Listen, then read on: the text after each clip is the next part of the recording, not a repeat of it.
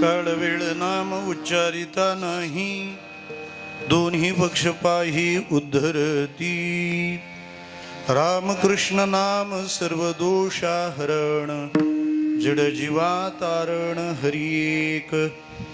हरिनाम सार जिव्हाया नामाची, उपमा त्या दैवाची कोण वाणी.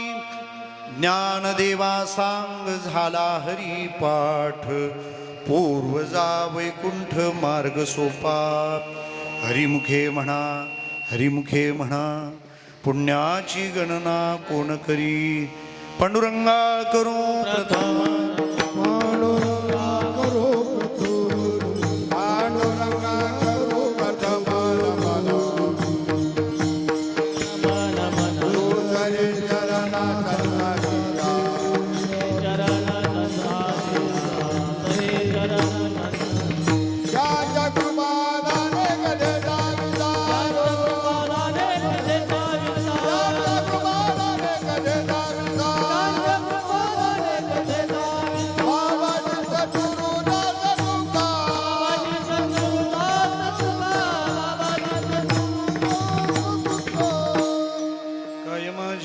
मानेल संतांसी, रंजवू चित्तासी आपुलिया. ओम नमो ज्ञानेश्वरा करुणाकरा दयाळा, तुमचा अनुग्रहो लाधलो पावन झालो चराचरी. सेवे लागी सेवक झालो, सेवे लागी सेवक झालो,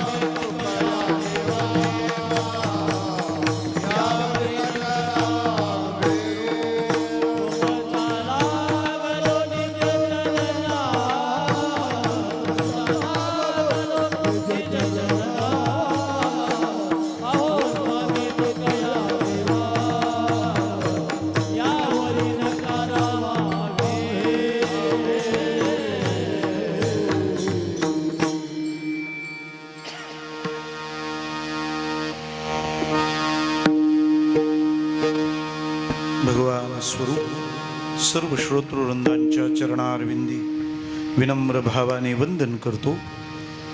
कीर्तन सेवेकरिता आपल्या पुढे सादर केलेला अभंग विश्वसंत विश्वमाऊली ज्ञानराज महाराज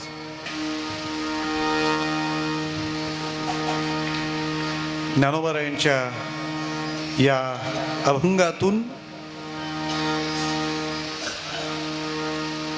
माणसावर ज्या अनेक जबाबदाऱ्या आहेत, त्या जबाबदाऱ्या पार पाडत असताना आपल्या पूर्वजांविषयी आपल्या पितरांविषयीची जबाबदारी आपण कोणती आणि कशी पार पाडली पाहिजे याचा विचार सांगणारा आणि हरिपाठातला आजच्या निमित्ताला गाता येणारा हा अभंग आहे. विठ्ठला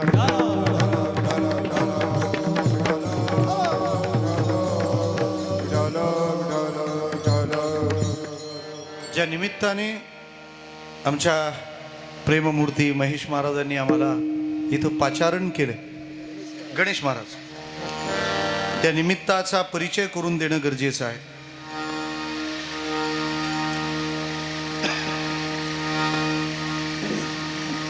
आपल्या ह्या मांडवगण फराटा गावची जगताप वस्ती आणि या वस्तीवर वास्तव्य करणारा हा अत्यंत कर्तृत्ववान, प्रगतिशील आणि समाजशील असा जगताप परिवार. त्या परिवाराचं मातृछत्र माऊली गंगूबाई गोपीनाथ जगताप यांच्या पुण्यस्मरणाच्या निमित्ताने आज आपण मांडवगणच्या या मांडवात थेट पंढरपूरच आणले.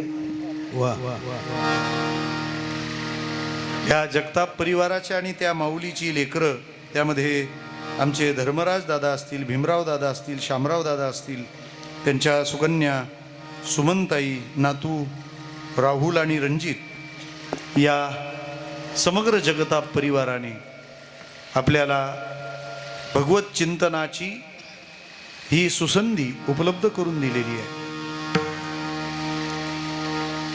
संप्रदायातील समर्पणातून प्रचाराचं कार्य करणारी आमची आदरणीय महाराज मंडळी या ठिकाणी उपस्थित आहेत. त्यामध्ये गणेश महाराज घोडके असतील, ज्ञानेश महाराज फलके असतील. आपण सर्व या परिसरातून गोड गळ्यानं अभंगांच्या द्वारा परंपरेची, संप्रदायाची सेवा करणारे सर्व टाळकरी, गायक, वादक आणि आपण सर्व श्रोते, माता भगिनी, या सर्वांचं या कीर्तन सभेत स्वागत आहे. विठ्ठला.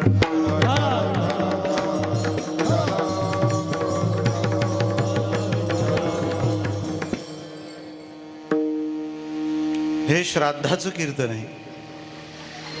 श्राद्ध हा कर्मकांडाच्या अंतर्गत येणारा विषय आहे आणि कीर्तन ही भक्ती आहे. यांची युती झाली केव्हा? पहाटे का रात्री का कधी काही प्रश्न असेलच ना. हल्ली कधी काही होतं, असू द्या.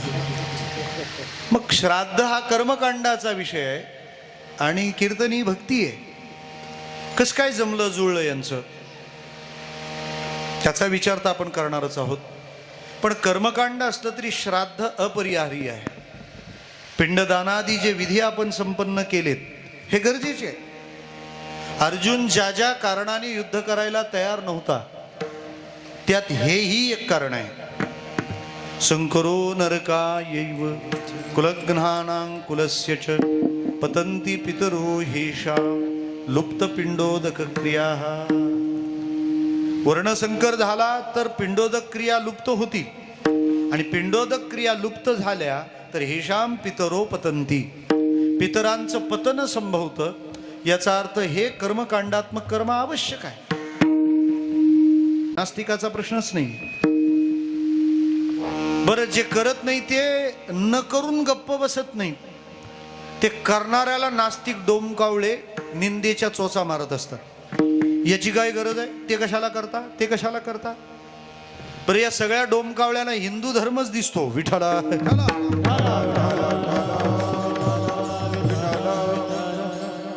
माझं ठामपणे मत प्रदर्शन आहे की हिंदू धर्मा इतका वैज्ञानिक धर्मच जगात दुसरा नाही. फुल्ली सायंटिफिकल, टिपिकल नाही, सायंटिफिकल. प्रत्येक गोष्ट इथं विज्ञानाच्या कसोटीवर बिनधास्त घासून पहा. आता दुर्दैव आहे, आमच्या प्रत्येक सणाला व्हॉट्सअप कामाला लागतं. होळी आली की म्हणतात पाणी वाचवा. एक जण तर म्हणाला गुढीपाडव्याला उलटा तांब्या का ठेवतात, मग सरळ ठेवून बघ. विठ्ठला.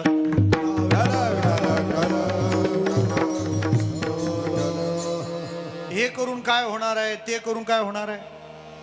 काहीच जमलं नाही तर निदान एवढी तरी आग लावून देतात.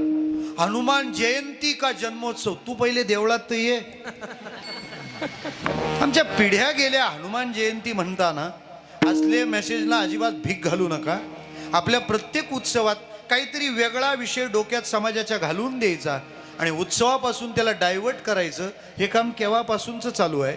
आपण त्यात अडकू नये. हनुमान जयंतीच. विठ्ठला.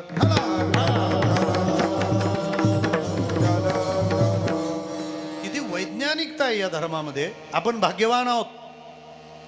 आपल्या धर्मात देह सुटल्यानंतर जाळतात, बरोबर आहे, बाकीचे पुरतात. कोरोनाचा जेव्हा कडेलोट झाला तेव्हा चीनच्या शास्त्रज्ञांनी सांगितलं की आपल्याला हा जर पुरला तर ह्याचा व्हायरस किती प्रमाणात स्प्रेड होईल काही सांगता येत नाही.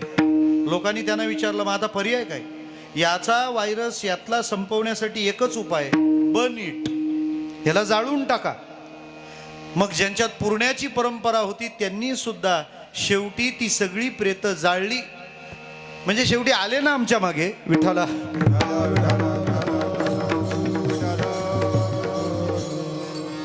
काही माणसं म्हणतात मला पटत नाही. तू कोण बादशाह लागून गेला तत्वज्ञानातलं? तुला पटत नाही म्हणजे तू कोण आहे? कोण? आपला पगार किती? आपण बोलतो किती? मी तर म्हणेन जर काही परंपरा आणि संस्कृती अजून जर वैज्ञानिक सिद्ध झाल्या नसतील तर त्या परंपरा अवैज्ञानिक आहेत असं नाही. अजून विज्ञानाचं वय कमी आहे. विठ्ठला विठ्ठल.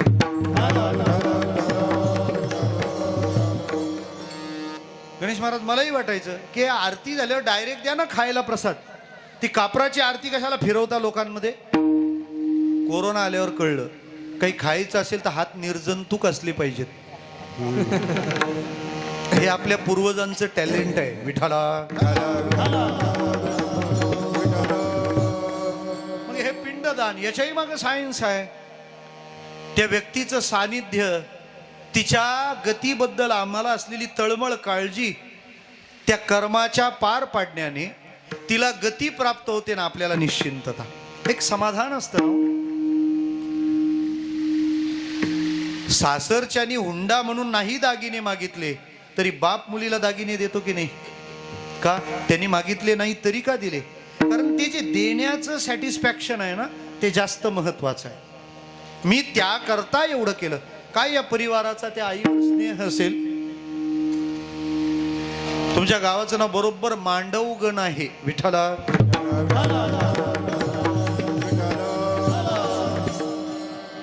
एवढे टाळकरी तर आता नशिबातच राहिले नाहीत कीर्तनकारांचे. 2 बाय 2च चालतं. 2 गायक, 1 वादक, कीर्तनकार आणि विणेकरी.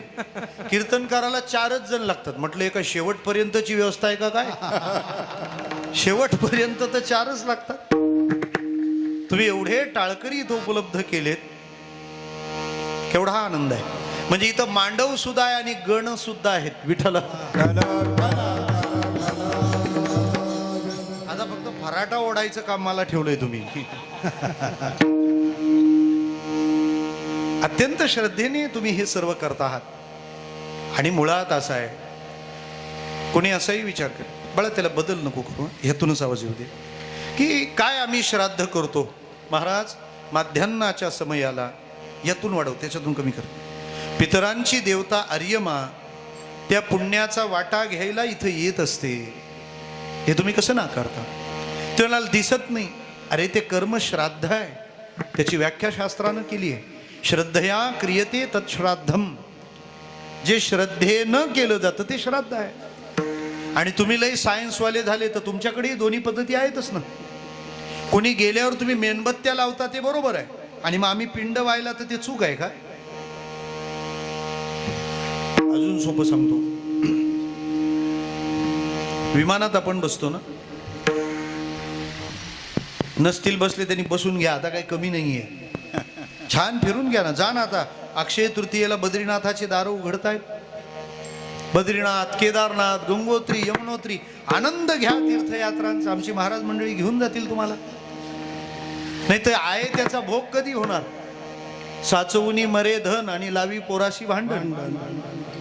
तुम्ही त्याचा आनंद आणि आस्वाद घेतला पाहिजे ना. आणि आपला देश तर केवढा सुंदर आहे हो. यात्रा करण्यासाठी भारतासारखा दुसरा देश नाही. आपण गेलो पाहिजे. का? आपल्यालाही बरं वाटतं फिरून आलो म्हणून, फिरायला गेलो म्हणून. पोरांना, सुनांना, घरच्यांना पण बरं वाटतंय. सगळ्यांसाठी तरी फिरा. विठ्ठला.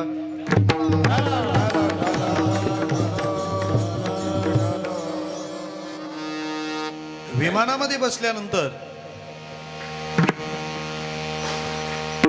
तुम्ही तुमच्या सीटवर बसता तेव्हा पहिली सूचना असते, काय लावून घ्या? Seat belt. पहिल्यांदा बसणार तर हमखास दुसऱ्याचाच लावून घेतो. मग तो आल्यावर त्याने शोध घेतला का, हा मग ठीक आहे देऊन टाक, घेऊन टाक तुझं तुला. बरं याला दुसऱ्याच का आवडतं? माणसं ऊस लावताना पण रोडच्या अगदी कोपऱ्यापासून लावतात. विठ्ठला.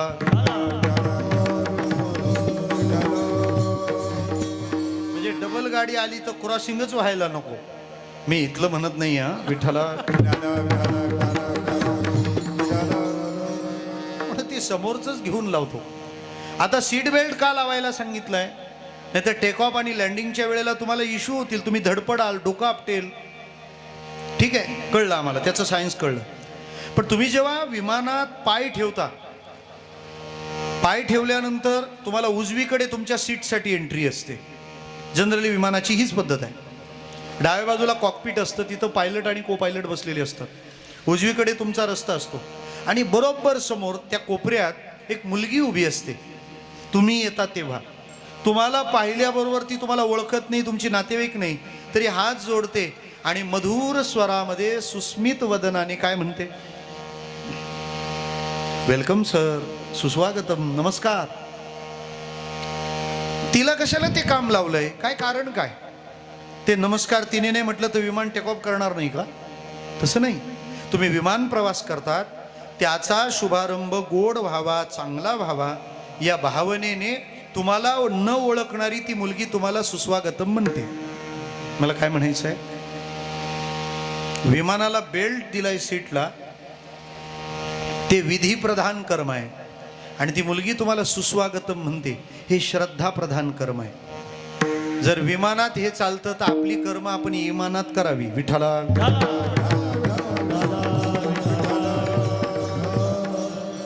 उगाच म्हणू नये, हे कशाला करायला घेतलंय, ते कशाला करायला घेतलंय, हे श्रद्धा प्रधान कर्म आहे. एक फॉरेनर नाशिकला रामकुंडावर आला, तिथे भटजीचं चाललं होतं पिंडदान. त्याने ते गुरुजीला विचारलं, हे गुरुजी please tell me what is this, हे आहे काय? आता गुरुजीला प्रश्न पडला, याला कसं काय सांगावं हे पिंड आहे? बरं, पिंड सांगून त्याला समजेल असं त्याचा कुठं पिंड आहे? आता गुरुजीला प्रश्न पडला, याला समजवावं कसं? शेवटी गुरुजीने दिले ठोकून, दिस इज अ राईस बॉल. विठ्ठला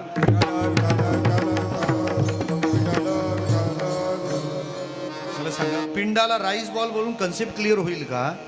आम्ही त्यात आमच्या पितरांना पाहतो, मानतो, प्रतीक ते आहे ना आमचं. म्हणून श्राद्ध हे कर्मकांड आहे, गरजेचं आहे. ठीक आहे, पण ते कीर्तन कसं काय जॉईन झालं त्याला, त्याचं कारण सांगतो ना आपल्याला. कारण कीर्तन एवढी होऊ लागली की काही कीर्तनाचा द्वेष करणारी माणसं आता कीर्तनाच्या अगेन्स्ट बोलू शकतात. 2 वर्षे बंद होती तेव्हा कुठं झोपले होते काय माहिती. कीर्तन सुरू झाल्यावर त्यांना जाग येते. कीर्तन प्रत्येक उपक्रमाचा एक अविभाज्य अंग का आहे हे मी तुम्हाला प्रत्येक जागी सायंटिफिकल प्रूव्ह करून देतो. मागच्या महिन्यात मुंबईत आम्ही एक डोहाळ जेवणाचं कीर्तन केलं बाबा, आणि त्यांना सांगून केलं, हे नवीन नाही आहे. जगात पहिलं डोहाळ जेवणाचं कीर्तन नारदानी हिरण्यकश्यपाच्या बायकोसमोर केलं होतं. सत्वर उच्चार प्रल्हाद उद्धवा लाधला विठ्ठला विठ्ठला. कुणी म्हणेल कशासाठी केलं, कशासाठी केलं म्हणजे ते केलं म्हणूनच तर प्रल्हादाचा जन्म झाला, नाही तर एवढ्या डांबरट माणसाच्या पोटी हबप. हे व्यर्थ नाही आहे, हे वाया जात नाही आहे. फक्त याच्या प्रभावाचा द्वेष करणारे याचं अस्तित्व मान्य करत नाही, तो भाग निराळा आहे. लक्षात घ्या, श्राद्ध हे कर्म आहे आणि कर्म म्हटलं की ते सूक्ष्म असतं, नुसतं सूक्ष्म नाही. त्याच्यातल्या उणे पुरेपणाचे दुष्परिणाम सुद्धा भयानक असतात. सांगतो मी तुम्हाला, नाथांच्या भाषेत सांगतो. कर्मी आचमन करावे तरी माश मात्रा जळ घ्यावे, न्यूनाधिकत्वासवे सुरापानासम. नाथांची भागवतात ओवी आहे. आपण आचमना करताशे पाणी घेतो. आचमन अतिशय गरजेचं आहे, त्याच्यावर टीका करणाऱ्यांनी पण ते केलेलं आहेच. विठ्ठला विठ्ठला.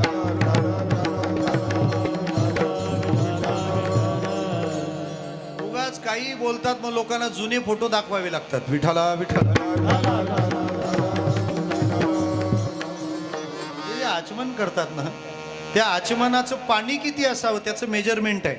माश, माश म्हणजे उडीद, उडदाचा दाणा असतो ना उडदाचा, ते पाणी तेवढंच असलं पाहिजे.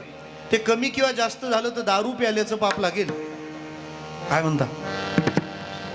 आचमनाचं जाऊ द्या, आपल्याला गंध उगाळायचं पाणी नेमकं घेता येत नाही.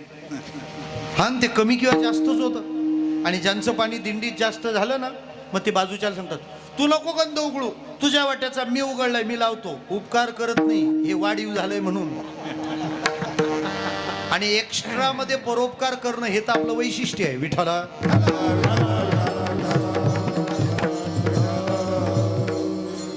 ते आचमनाचं पाणी कमी किंवा जास्त झालं तर दारू प्यायल्याचं पाप आहे. म्हणजे कर्मकांड सूक्ष्म आहे, मायक्रो.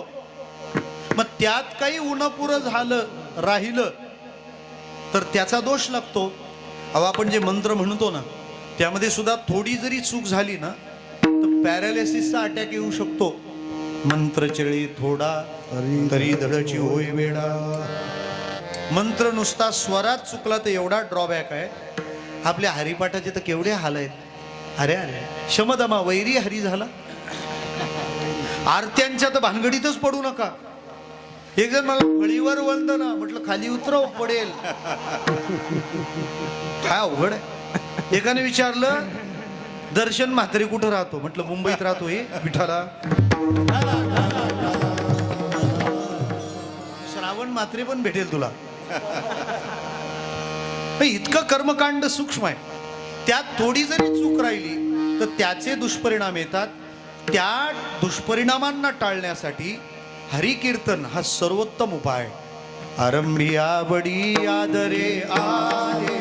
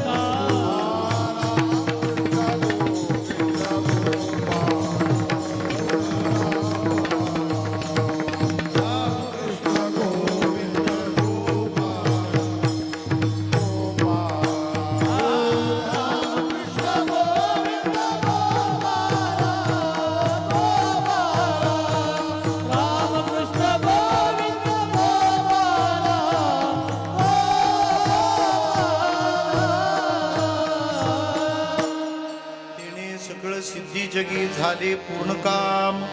म्हणून श्राद्धाला कीर्तनाची जोड मिळाली. एका मातेचं श्राद्ध आहे. अभंग ज्ञानोबरायांचा आहे. हरिपाठ या ग्रंथातला आहे. आजच्या निमित्ताला गाता येण्यासारखा तो आहे. ज्ञानोबरायांच्या सन्मुख ते ज्या नामाचा महिमा सांगण्यासाठी उभे राहिले तो ऐकून आपापल्या समस्या लोकांनी उभ्या केल्या. मी तर म्हणतो हे 27 अभंग म्हणजे 27 समस्यांना माऊलीने दिलेली नामाची उत्तर आहे. विठ्ठला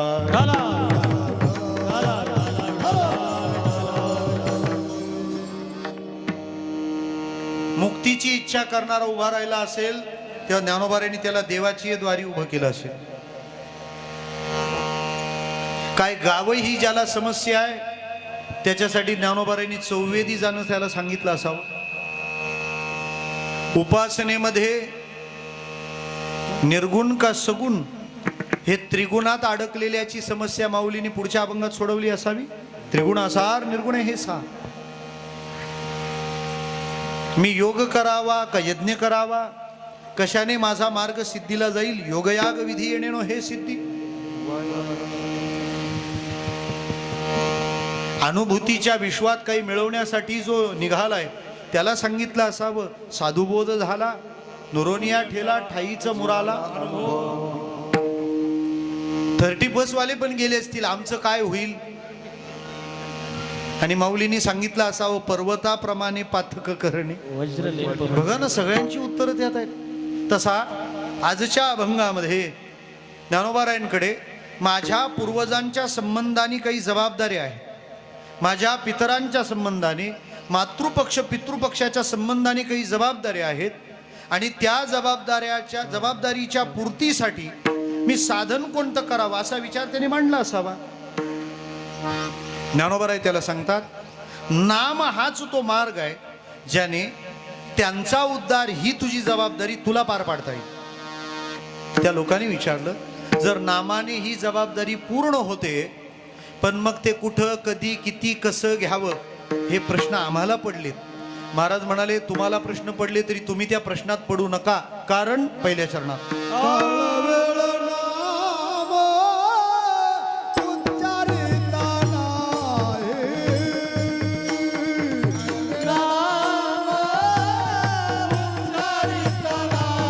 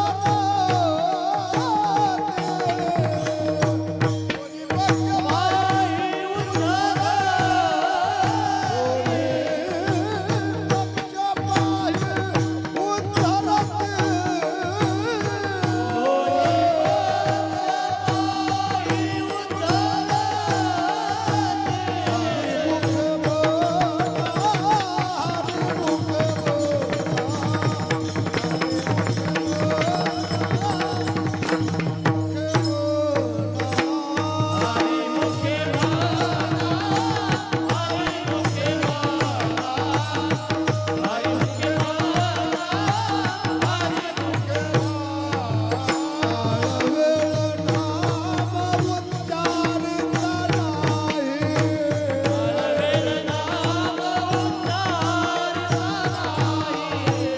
नाही.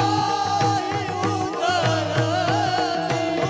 पक्ष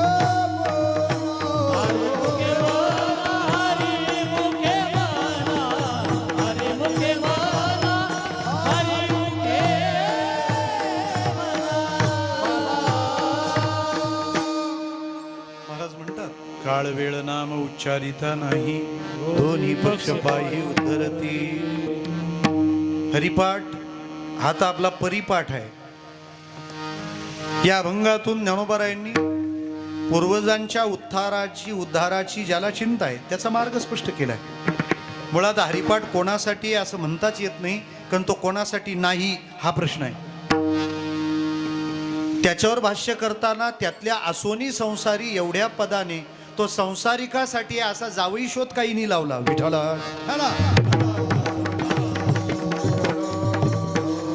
अरे तो संसारिकाला म्हणता येतो म्हणजे तो संसारिकासाठी असं थोडं आहे. सांगा ना मला, जर देवळात जाणारासाठी हरिपाठ नसता तर देवाची द्वारी अभंग असता. वेद वाचणारासाठी हरिपाठ नसता तर चौवेदी जाणं अभंग असता. उपासनेचे निर्गुण सगुण भेद जाणणारासाठी नसता तर त्रिगुण असारा अभंग असता. रामदेव बाबासाठी हरिपाठ नसता तर योगयाग विधी अभंग असता. साधूच्या सहवासाची ज्याला ओढ आहे त्याच्यासाठी हरिपाठ नसता तर साधुबोध झाला अभंग असता. पापी असून उद्धाराची तळमळ ज्याला लागली त्याच्यासाठी हरिपाठ नसता तर पर्वताप्रमाणे अभंग असता. सत्संगाची आवड ज्याला आहे त्याच्यासाठी तो नसता तर संतांची संगती असता.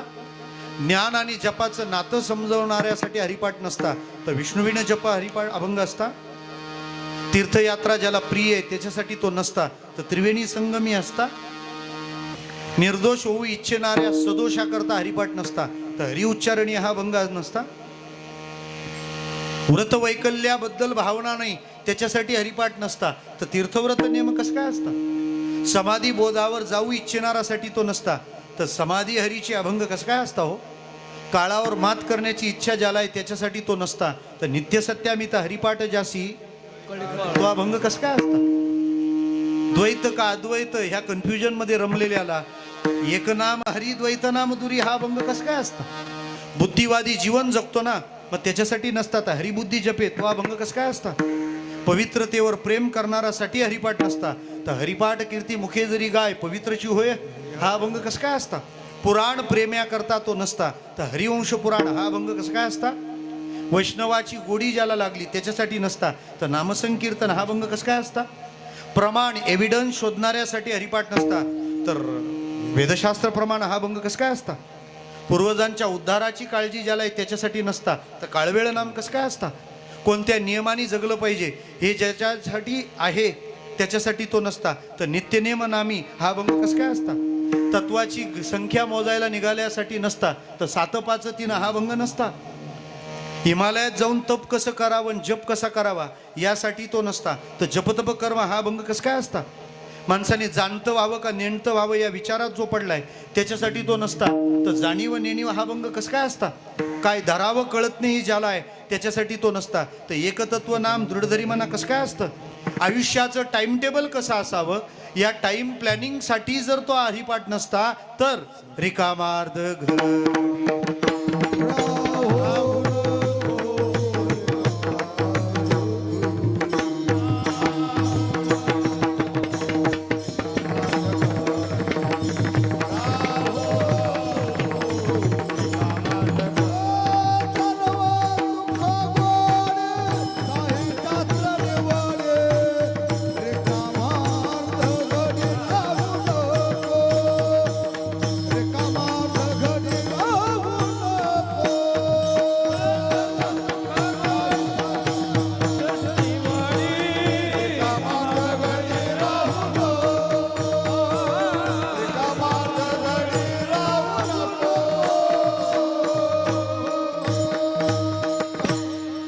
कशासाठी हरिपाठ नाही बोला आता एका दमात एवढं सांगितलंय मग हरिपाठ महत्वाचं आहे समजायला आता काय दम द्यायला पाहिजे? आजच्या नव्या पिढीला फार असतं आमच्या लाईफचं प्लॅनिंग आहे सेटल आहे स्टेप आहेत. अरे मग हरिपाठ सुद्धा टाइम प्लॅनिंगच आहे ना. जिथं पहिल्या अभंगात माऊलीने म्हणावं उभा क्षण भरी तिथून शेवटच्या अभंगात म्हणावं रिकामा अर्ध गडी राहू नको विठाला.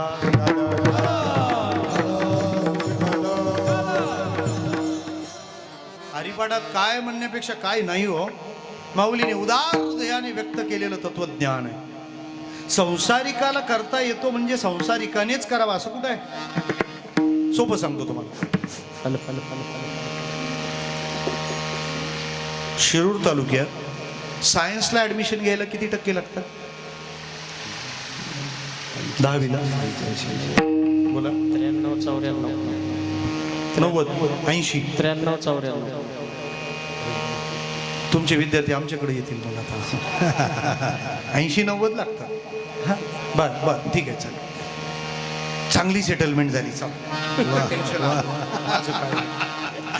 बरं. कॉमर्सला ऍडमिशन घ्यायचं असेल तर 60-55 35 महामंडळनी कुठं जायचं? 35 सेक्शन जे जेमतेम इकडं ना तिकडं असे मध्येच राहिले ते त्यांच्याकरता एकच उपाय काय? कलाकार. हा आर्ट्स म्हणजे काय? यारी लहान थोर चिंता कर म्हणजे आर्ट्सवाला माल तसाच असतो असं नाही. कधी कधी 90% वाले पण आर्ट्सला ऍडमिशन घेतात. पटत नसेल तर या आमच्या मुंबईत जे स्कूल ऑफ आर्ट जे तिथं गेले ते पहा विठाला.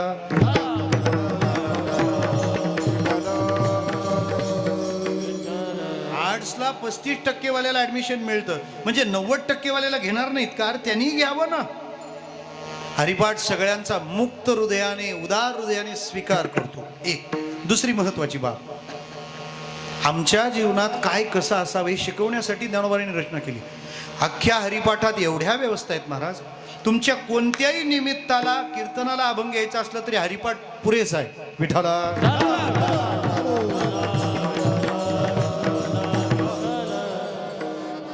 समजा कुणी मरण पावले कोणता अभंग घेतला पाहिजे सांगा? हरिपाठ मंडळ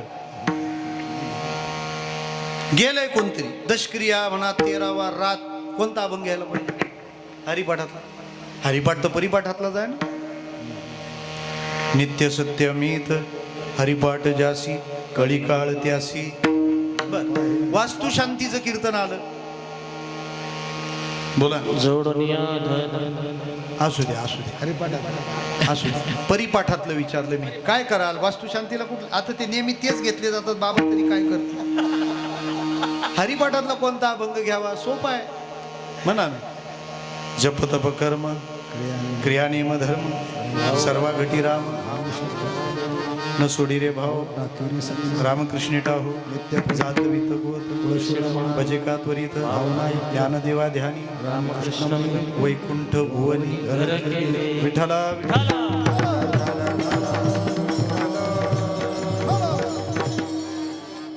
लग्नाची पूजा आहे तरी पण हरिपाठातला अभंग घेता येऊ शकतो.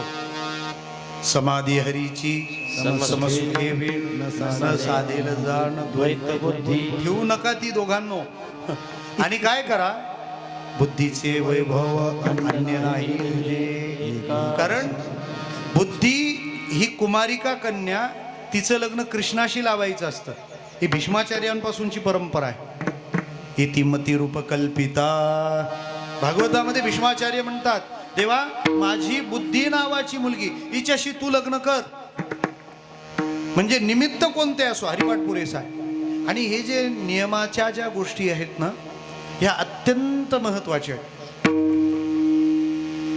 सांगतो तुम्हाला, आपण एखादी इलेक्ट्रॉनिक वस्तू जर खरेदी केली तर तिच्यासोबत एक पुस्तक देतात, माहितीये काय म्हणतात त्याला? Warranty card. मॅन्युअल गाईड, माहिती पुस्तिका असते. मॅन्युअल गाईड पुस्तक असतं ते. गॅरंटी हे कार्ड आहे, मॅन्युअल गाईड हे पुस्तक आहे. म्हणजे त्याला कसं हँडल करायचं बुवा, कारण त्या त्या वस्तूच्या हाताळणीचं सुद्धा तंत्र आहे, टेक्निक आहे. ते तसंच केलं पाहिजे.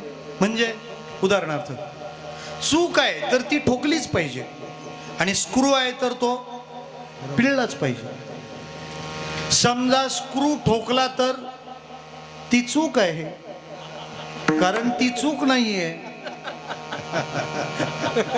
बरं, एखाद्याने चूक पिळायला घेतली तर लोक म्हणतील याचा स्क्रू ढिला आहे. विठ्ठल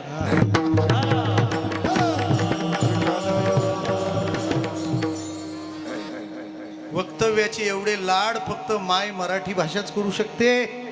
दुसऱ्या भाषेत ताकद नाही असं बोलण्याची. माझा मराठाची बोल कवतके अमृत आहे. काय म्हणजे आपल्याला सगळ्यात जास्त मोठा अभिमान असला पाहिजे, ते मी मराठी बोलतो याचा. काही दिवसापूर्वी माझ्या वाचनात एक विधान गेलं, मी तर प्रेमातच पडलो बुवा, की जगात मराठी भाषा यासारखं प्रेम करण्याचा दुसरा विषयच नाही. त्यांनी सांगितलं, रामायण महाभारत एवढे जवळचे आहेत म्हणे. म्हणे केवढ्या जवळचे? हरणाच्या वस्त्रावर म्हटल्यावर राऊंड कशाला म्हणतो रे म्या डोक्याच्या. पुढे म्हणतो शेवटी एंड आहे. किती चुकीची मिस्टेक आहे. डोक्याला हेड्या काय. जाऊ दे, आता परत रिपीट करतो. विठ्ठल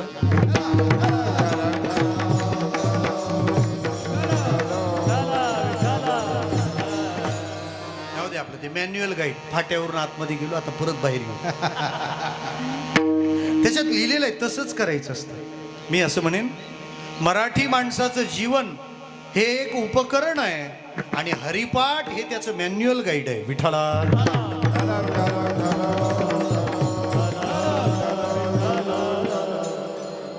हरिपाठ वाचलाच पाहिजे, हनुमान चालीसा म्हटलाच पाहिजे. आपल्याही दारात दुसऱ्याच्याही दारात. विठ्ठल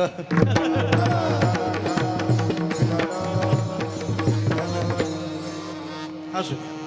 सध्या दोघांची चर्चा महाराष्ट्रात चालू आहे, हनुमान चालीसा आणि लिंबू. विठ्ठल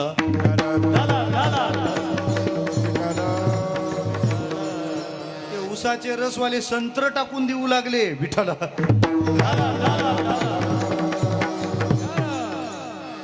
म्हणायचं काय, हरिपाठ हा असा ग्रंथ आहे. जर अजून सोपं बोलतो या हरिपाठाबद्दल, हा ग्रंथ असल्यामुळे ग्रंथाकडे बघण्याची नजर थोडी निराळी ठेवावी लागते. काव्याचे दोन प्रकार आहेत, स्फुटकाव्य आणि ग्रंथकाव्य. स्फुटकाव्य आपापल्या मस्तीतलं असतं. ग्रंथकाव्याला उपक्रमोपसंहारादी षडलिंग सांभाळावी लागतं. त्यामुळं जे पद अभ्यासायचं आहे त्याच्या आधीच्या पदात त्याचा शोध असतो. सिरियलवाले आपलं बघूनच शिकलेत. आजची सिरियल लागताना ते आधी दाखवतात रिकॅप, काल काय पाहिलं, नुकसान होऊ नये म्हणून. विठ्ठला ऍक्च्युअली तिच्यात नुकसानच असतं. मी आमच्या चुलतीला विचारलं, काय रे काकू काय सिरियल पाहते? म्हणे माझ्या आवडीची. म्हटलं कोणती? ती म्हणाली माझ्या नवऱ्याची बायको. म्हटलं बरं आहे बा, तुझं असं झालं तर कसं व्हायचं विठाला?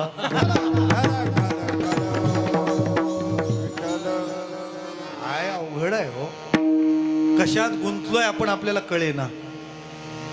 मला म्हणायचं काय तात्पर्याने, मागचं पुढचं लिंक करावं लागतं, लिंक जोडून घ्यावं लागतं, जोडून द्यावं लागतं. मग काळवेळ नाम या अभंगाचा भाव जाणण्यासाठी त्याच्या आधीच्या अभंगात जावं लागेल ना. वेदशास्त्र प्रमाण सृष्टीचे वचन एक नारायण सारजन जपतप कर्म हरिविण धर्म हरिपाठी गेले भ्रमर गुंतले ज्ञानदेवी मंत्र हरिनाम यमे कुळगोत्र. तुम्ही हरिनाम घ्या, काय होईल? दुष्कर्माच्या प्रभावाने कदाचित तुमच्या कुळातल्या किंवा गोत्रातल्या कोणाला यमाची बाधा होण्याची जर शक्यता निर्माण झाली तर तुम्ही त्या हरिनामाचं शस्त्र हातात घ्या. यम तुमच्या कुळाला गोत्राला वर्ज्य करील, तो येणारच नाही. लोकांनी ज्ञानोबारायाने विचारलं, ठीक आहे यमे कुळगोत्र वर्ज्य केलं त्यांनी, आता यायचं नाही, पण याने पतन टळलं, उत्थानाचं काय? ज्ञानोबाराय म्हणाले तेच नाम घ्या. मग जर नाम इतकं प्रभावी, मग त्याचे काही नियम असतील ना, कारण जी गोष्ट प्रभावी असते ती सोपी नसते. विठाला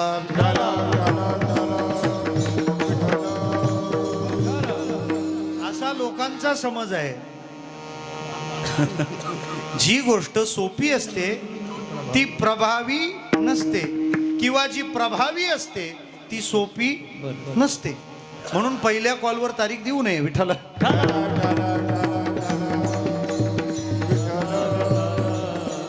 अशा व्याख्या बनल्या, त्याला काय करत? खर तर नामाचे खूप नियम असावेत असं विचारणाऱ्याला का वाटलं असावं?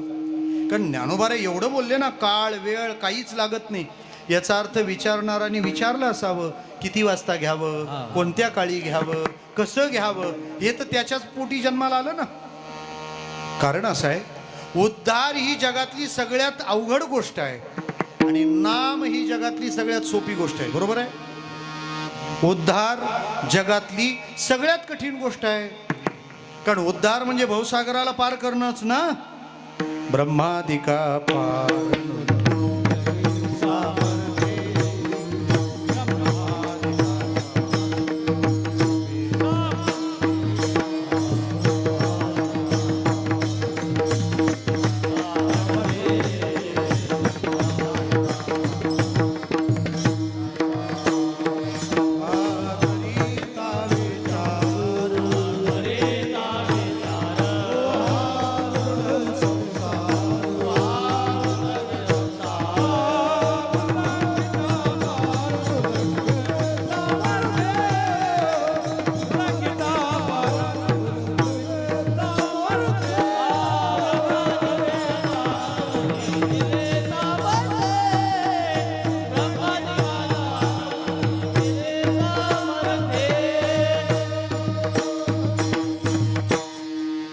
अवघड आहे उद्धार. ब्रह्मादिका पार नुल्लंघवे सामर्थ्य, एवढा कठीण असलेला नामाने किती इझी केलं असेल. ब्रह्मादिकाला पलीकडे जाता येत नाही हे सांगणारं प्रमाण, आणि वानर सुद्धा पलीकडे गेले हे सांगणारं प्रमाण. अनंत भक्त राशी तरले देवानर,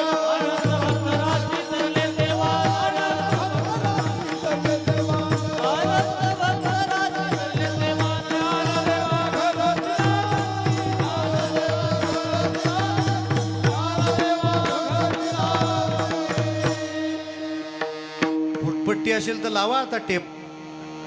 ब्रह्मादिका पार नुलंगवे सामर्थ्य आणि अनंत भक्त राशी तरले वानर. हा महिमा आहे तो फक्त नामाचा. काही काही गोष्टीच अशा असतात ना, सगळ्यातला शीण घालवतात. सोपं सांगतो, आपण समजा भगिनी अख्खा दिवस दमलो आणि ठरवलं फ्लॅटवर राहणारे आज आहे ना संध्याकाळचं जेवण आपल्या हाताने बनवायचं नाही, पार्सल मागवायचं सरळ. आणि 9 वाजता झोपून घ्यायचं. सकाळी 10-11 वाजल्याशिवाय उठायचं नाही. असं पूर्वी त्या दिवसापुरतं ठरवावं लागत होतं. आता पहाटे 10:30ला उठतात. काय आनंद आहे. ठरवलं हा, सगळं ठरवलं. आणि रात्री 12 वाजता फोन आला. आम्ही 1 तासाने 25 माणसं येणार आहोत, जेवण बनवा. काय आनंदाचा क्षण आहे. आहा. संध्याकाळी कंटाळा आलाय म्हणून जेवण न बनवणारे आणि 12 वाजता निरोप होतो, 1 तासात आम्ही 25 जण येणार आहोत, काय बनवा जेवण. केवढा त्रास वाटला असेल.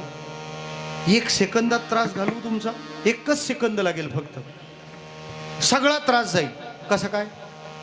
ती माणसं माहेरची आहेत विठाला.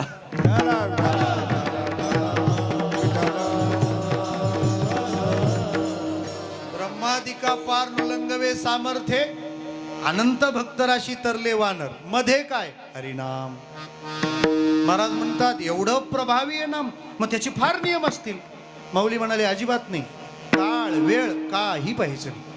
काय असतं, काही काही वस्तू ज्या असतात त्या विशिष्ट काळाने विशिष्ट स्थितीने प्रभावी ठरतात. काही वस्तूच इतक्या प्रभावी असतात कुठेही जाऊ द्या. काहींना सेफ मतदारसंघ बघून उभं राहावं लागतं. काही उभे राहतील तिकडून निवडून, काही तर 2-2, 3-3 ठिकाणाहून विठाला.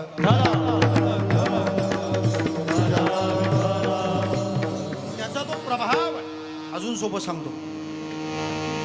अमर होण्यासाठी काय पितात. अमृत. ते किराणा दुकानावर नाही मिळत विठाला.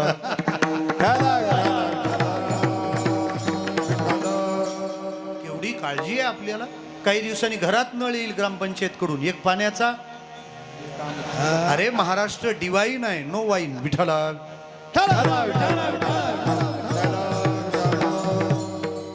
वारकरी संप्रदायानं हा महाराष्ट्र निर्व्यसनी राहावा म्हणून आटोकाट प्रयत्न केलेत महाराज.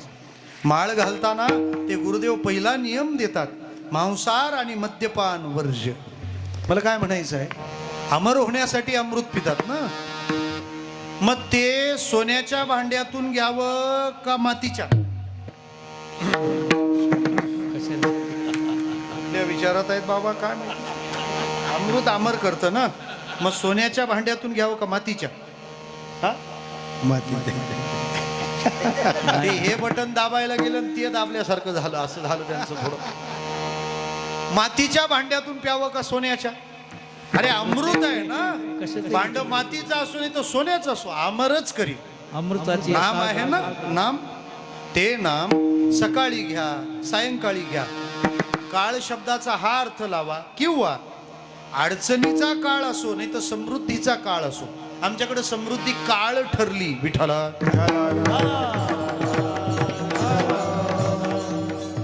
रेडी रेकनरच्या रेटच्या 5 पट पैसे आल्यामुळे एवढी भांडणं झाली की बहिणी रक्षाबंधनलाच गेल्या नाही विठाला.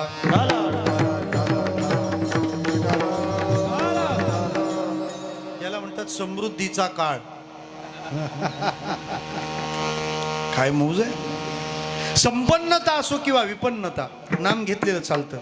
काळ वेळ, वेळेचं तसं नाहीच महाराज. मोठ्या माणसाचं असंच राहतं, मोठ्या गोष्टीचं असंच राहतं.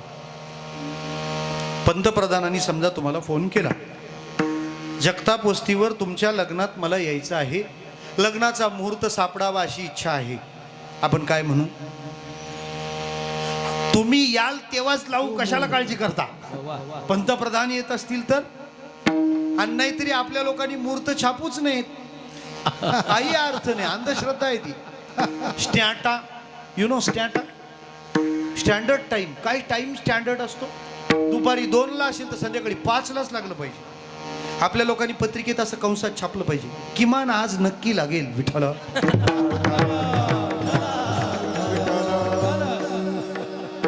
ते शास्त्रज्ञ अंतराळात विमान उडवताना, काय यान सोडताना मुहूर्ताचा सेकंद हुकू देत नाही. हा काही, त्यामुळे याचं सगळं हुकतं विठाला.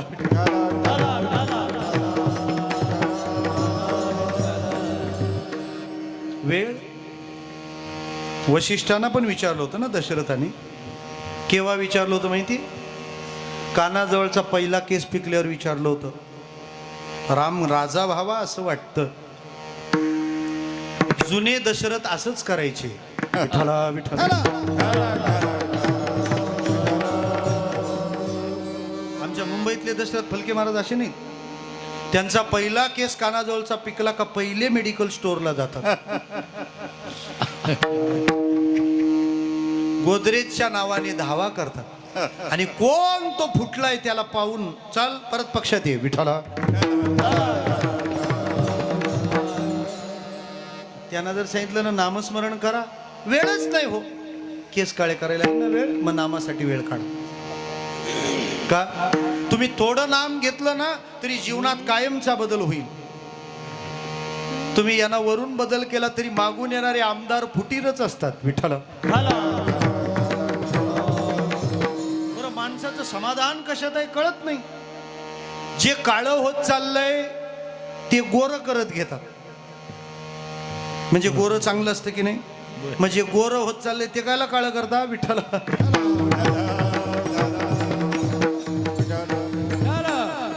जाऊ दे, उगाच कंपनी म्हणेल कशाला आमच्या प्रॉडक्टच्या अगेन्स्ट जाता, होऊ द्या काय व्हायचं ते.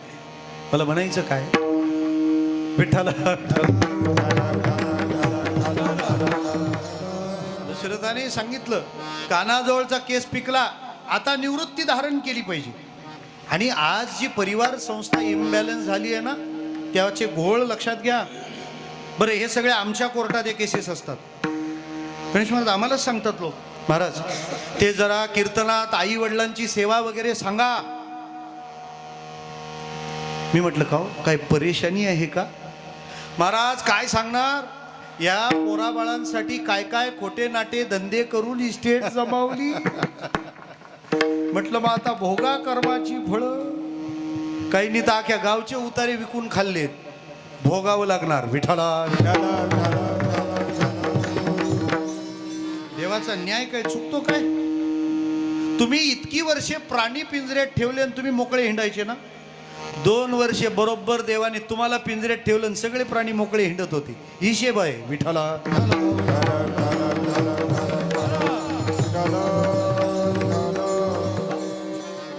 चुकीचं केलं ना. ज्याची संपत्ती बिघडली त्याची संतती बिघडलीच हा नियम आहे. बरं, शास्त्र पोरांना माहित नाही हेच म्हाताऱ्या माणसांचं बरं आहे. शास्त्र असं आहे 50 नंतर घरात राहू नये. आता हे जर पोरांना माहित झालं तर हायवेला नेऊन ट्रक मध्ये बसून देतील. विठ्ठला.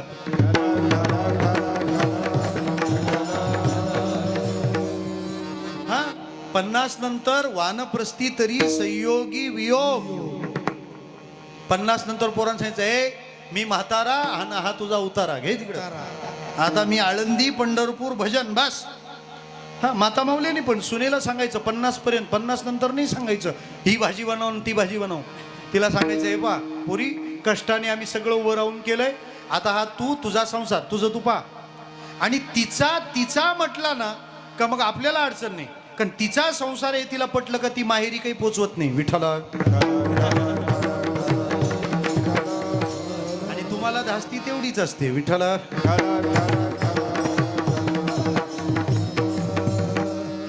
हे फॅमिली सायकोलॉजी आहे. तिला सांगायचं तू बनव, मला विचारायचं नाही. मला माळ जपायची आहे आत्ता, तुला काय येतं ते बनव. आणि त्यांना छान येतं. वडापाव, पावभाजी, इडली, मसाला डोसा, बर्गर, पिझ्झा, फक्त आम्हाला देत जाय हे सांगा त्यांना.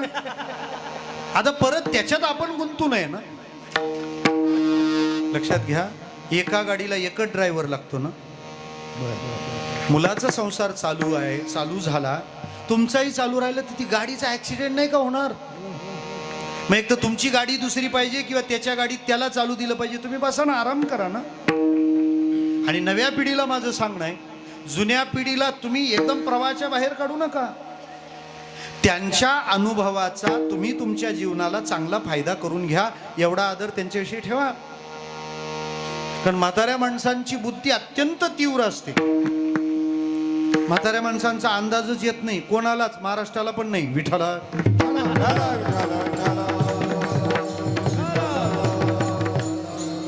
त्यांच्या बुद्धीचा तुम्ही चांगला वापर करून घ्या. किती सोपं झालं की नाही. आता दशरथाने सांगितलं मला नाही गादीवर बसायचं, देऊन टाका पोराला. मग रामाला कधी बसवायचं गादीवर? वशिष्ठांनी सांगितलं त्याला मूर्त कशाला पाहिजे? राम गादीवर बसवायचा मूर्त काढू नका, कारण राम गादीवर बसेल तोच मुहूर्त आहे. नाम घेण्यासाठी चांगला काळ चांगली वेळ नाही, नाम घ्यावंसं वाटलं तोच काळ आणि तीच वेळ चांगली. परिणाम काय हो? दोन्ही पक्षपायी उद्धरती. तुम्ही नाम घेतलं की त्यांचा उद्धार होतो. हे कसं काय? आम्हाला एक गणितच कळे ना. आमच्या नाम घेण्याने त्यांचा उद्धार हो. कसा सांगतो ना तुम्हाला.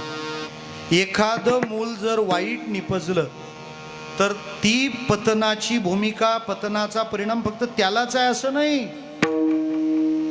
अंबुला केला जरी धावे मन, बुडती बेताळीस जाती ना. तो पतनाला एकटा जात नाही, तो सगळ्यांनाच घेऊन जातो. व्याली कुऱ्हाडीचा दांडा, वर नघलीच तोंडा.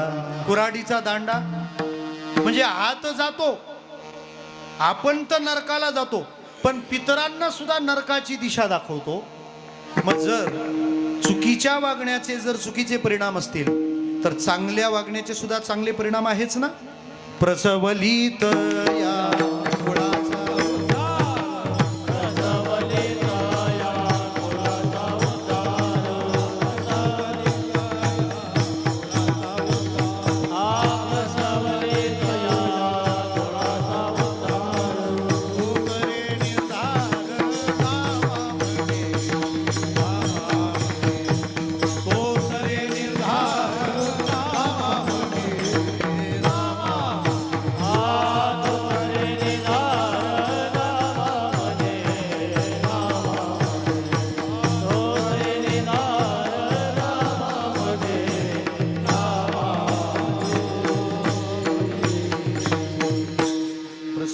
तया कुळाचा उद्धार. नामदेवरायांचा गोड अभंग आहे. धन्य महाराज जन्मले संसारी, जे ध्याती अंतरी नारायण. नारायण गाय नारायण ध्याय, धन्य त्यासी माय प्रसवली. त्याचा उद्धार त्या सोबतीने होतो. कारण पतन आणि उद्धार हा कुळाशी निगडीत विषय, अशी रीत आहे महाराज. आणखी सोपं करून सांगू का? IPL चालू आहे ना. IPL बघण्याचा मूड नाही ना सध्या, का फार काशी झाली आपली विठ्ठला.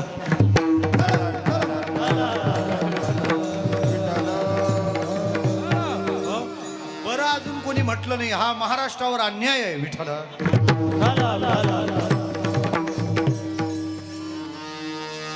ते क्रिकेटची मॅच जी असते ना, मला फार आवडतं. म्हणजे अजून क्रिकेट आणि बॅडमिंटन हे माझे हट्ट सुटलेले, त्याच्यामुळे अजून महाराज झालो नाही विठ्ठला.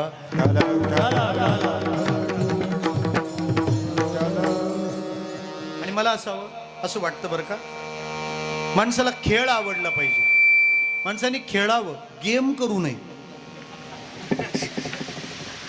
त्या क्रिकेटमध्ये ती टीम असते 11 जणांची, खेळायला लागतात. 1-2 जण पहिले आऊट होऊन जाऊन बसतात कुठे? पॅव्हिलियन मध्ये, बरोबर आहे. त्यातली महत्वाची जोडी मैदानावर खेळत असते आणि असे हाणतात ते बटलर. तो बटलर आहे का हिटलर आहे कळे ना विठ्ठला.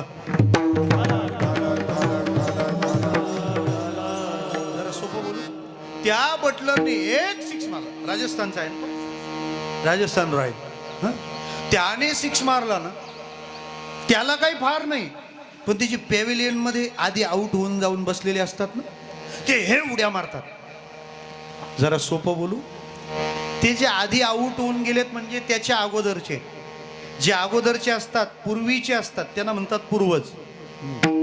खेळणारा जो आहे ना, तो आता मैदानात असलेला, मग त्याने एखादा चांगला फटका मारला तर पॅव्हिलियन मध्ये बसलेल्या त्या पूर्वीच्या आऊट झालेल्या खेळाडूंना जर आनंद होत असेल तर आम्ही केलेल्या भजनाचा आमच्या पूर्वजांना आनंद नसेल का होत विठ्ठला.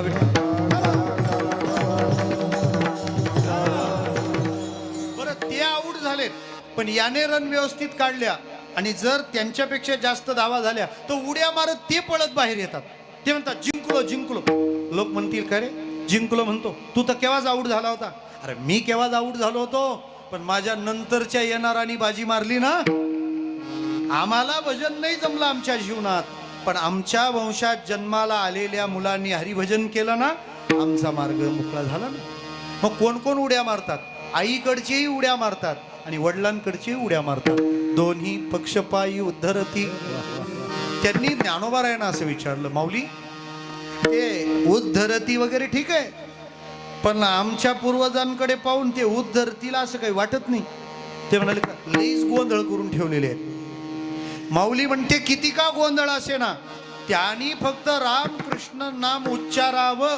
रामकृष्ण नाम सर्व दोष हरणा. रामकृष्ण नाम सर्व दोष हरणा. रामकृष्ण नाम सर्व दोष हरणा. रामकृष्ण नाम सर्व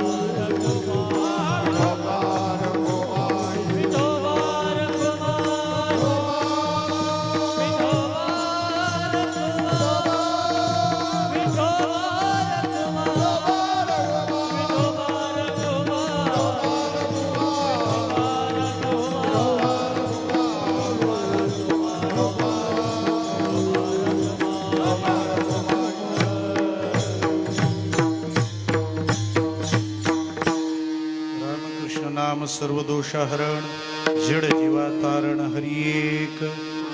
त्यांनी रामकृष्ण म्हणावं, बुडण्याचं भय निघून जाईल, कारण तरण्याचा उपाय हातात आला. आणि तो उपाय अशा जर तरण्यांच्या हातात आला तर बऱ्याचदा तरण्याचा उपाय बुडण्याच्या वेळी सापडतो. विठ्ठला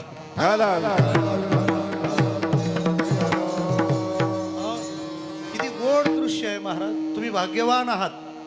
म्हणजे हे टाळकरी म्हणजे तुमची 50 वर्षाचं नियोजन झालंय. हा नाही तर फार अवघड आहे. म्हणजे ते भगीरथ महाराज सांगत असतात, तरुण संध्याकाळी धरून आणावे लागतात अशी स्थिती आहे सध्या. हे केवढं सुंदर दृश्य.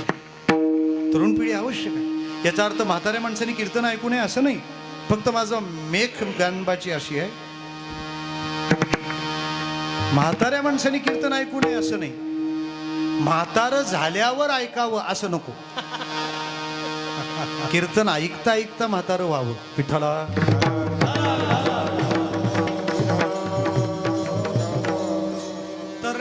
उपाय हातात आला, बुडण्याची भीती काय? तुम्ही रामकृष्ण म्हणा, तरुण जा का? त्या नामात इतका अगाध सामर्थ्य महाराज, त्याचा आश्रय केलेला माणूस अजून कोणी बुडालाच नाही, अजून कोणी बुडाला नाही. तरले तरती हा भरवसा नामधारकाचा ठसा. हा? नामे तरला नाही कोण, ऐसा द्यावा निवडून. नामाचा महिमाचा आघात आहे हो. जरा सोपं बोलू. काही लोक म्हणतात काय नाम घेऊन काय होतंय, तुला करायचं काय गेले, आम्हाला आवडतं आम्ही घेतो. बरं त्याच्यापेक्षा सोपं सांगू, रोज नाम घेणारा माणूस उभा करा आणि नाम न घेणारा माणूस उभा करा. दोघांकडे बघा, कोणाकडे पाहून आपल्याला बरं वाटतं एवढा तर निवाडा करा. विठाला विठाला.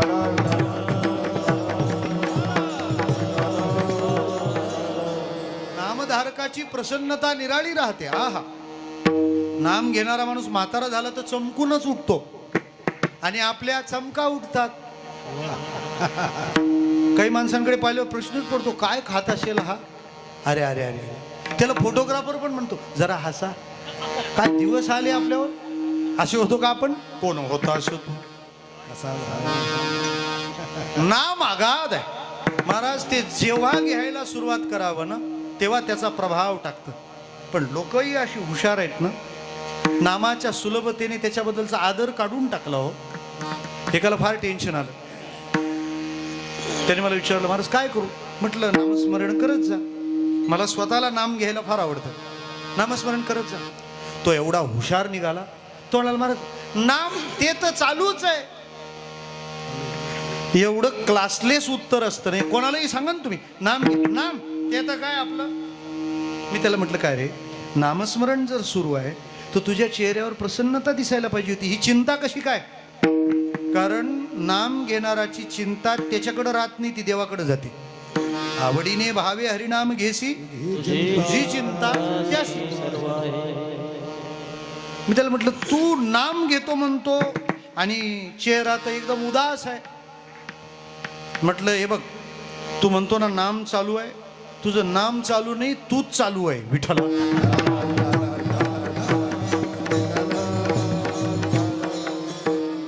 नामाशिवाय प्रसन्नता येणार नाही, हे ध्यानात ठेवा. लोक म्हणतात काय देवाचं नाव घेऊन होणार आहे. अरे आपलं काम एखाद्या साहेबाकडे अडकलं असेल आणि ते जर एखाद्या सभेत आले तर आदरणीय साहेब, माननीय साहेब, म्हणजे तुझ्या छोट्याशा कामासाठी त्या साहेबाचं 50 वेळा नाव घेतो ना, म्हणजे त्याचं तर घे. एका बाईला तिच्या नवऱ्याने नथ बनवली, ती लागली इंडत सगळ्यांना सांगत नथ बनवली नवऱ्याने, नथ बनवली. कबीरांना पण दाखवली, बघा नथ बनवली, गेली निघून. कबीर महाराज तिचा विचार करतात, अगं काय करावं या बाईला, जिनं नथ दिलं ज्या नवऱ्यानं तिचे एवढे गोडवे गाते, पण ती नथ घालायला नाक ज्यानं दिलं त्याचं एकदा तर नाव घेशील. नथनी दी जिस यार ने उसको सुमरत बार बार, नाक दिया जिस यार ने उसको भूल गई ना. बरं मला सांगा, नाक इम्पॉर्टंट का नथ? नाक नसलं तरी चालेल, नथ पाहिजे. अरे नाक पाहिजे, नथीचं काय नथिंग आहे विठाला.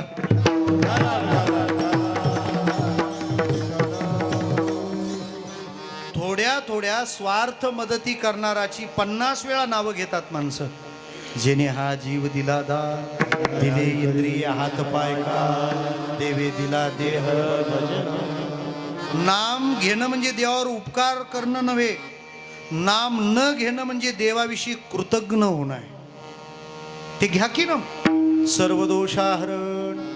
मग कोणी कसाही असो, कोणी कसाही असो विठ्ठल.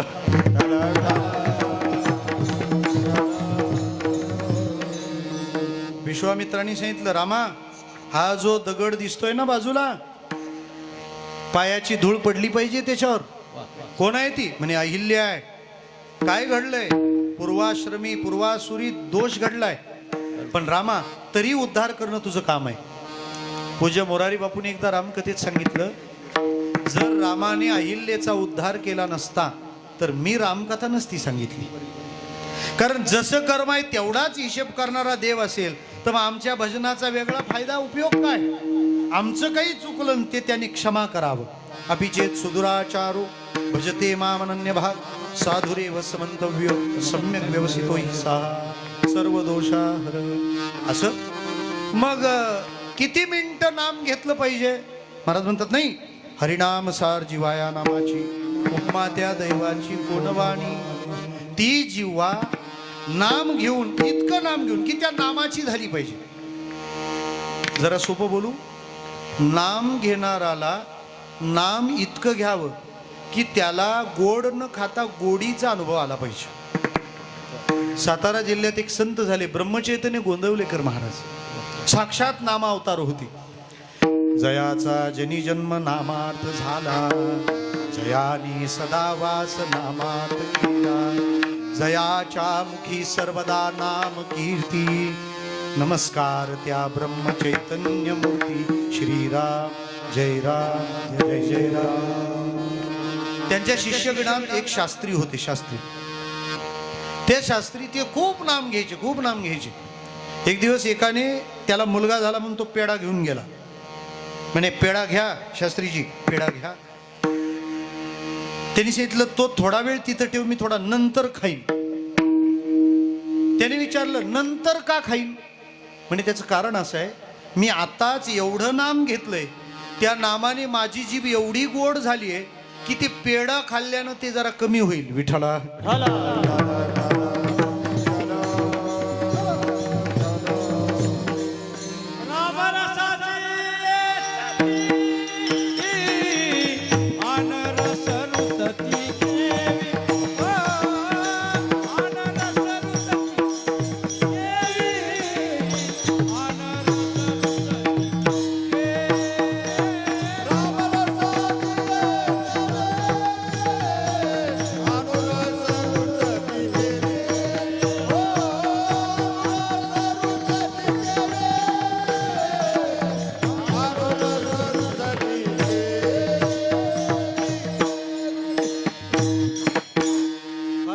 दिलं हा तुम्ही प्रमाण. 70 mm रामरसाची चवी अनरस नुसती. बरं, लोकांना वेळ नाही म्हणावं तर रिकामे उद्योग केवढे करतात. त्यानं जर म्हटलं नामासाठी वेळ काढा, नाही, त्यांना लग्न मोडण्याचे फोन करण्यासाठी वेळ आहे. विठाला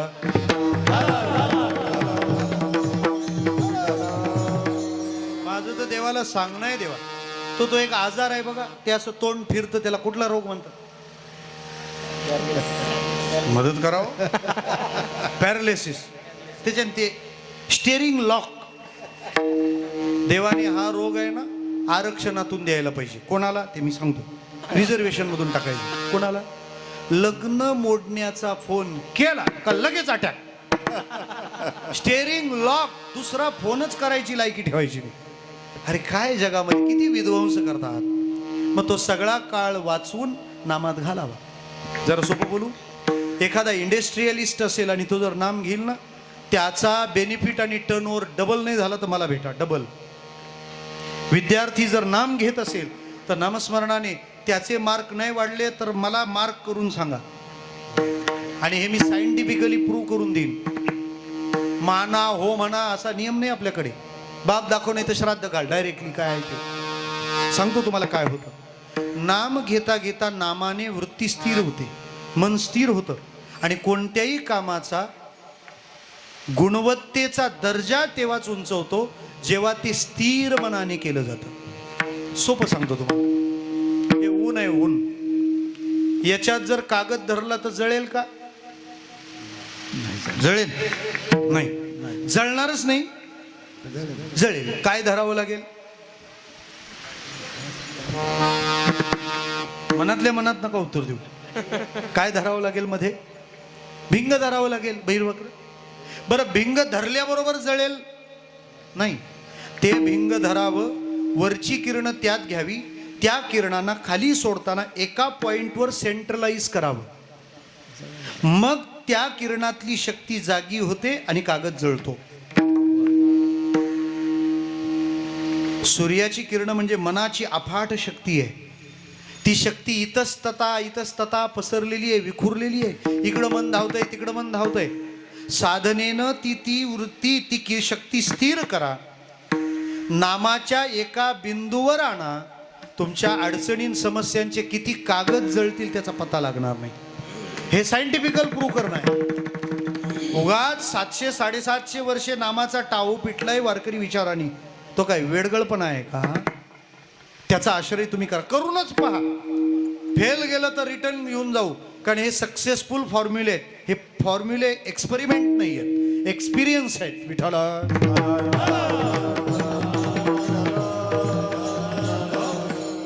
मला काय म्हणायचं, इतकं नाम घ्यावं की जीवा नामाची झाली पाहिजे. लोकांनी विचारलं, ज्ञानोबा रे, आम्ही जीवा नामाची करायला तयार आहोत. असं नाम जर आम्ही घेतलं तर महाराज म्हणतात पूर्वजांची वाट मोकळी होणार शेवट.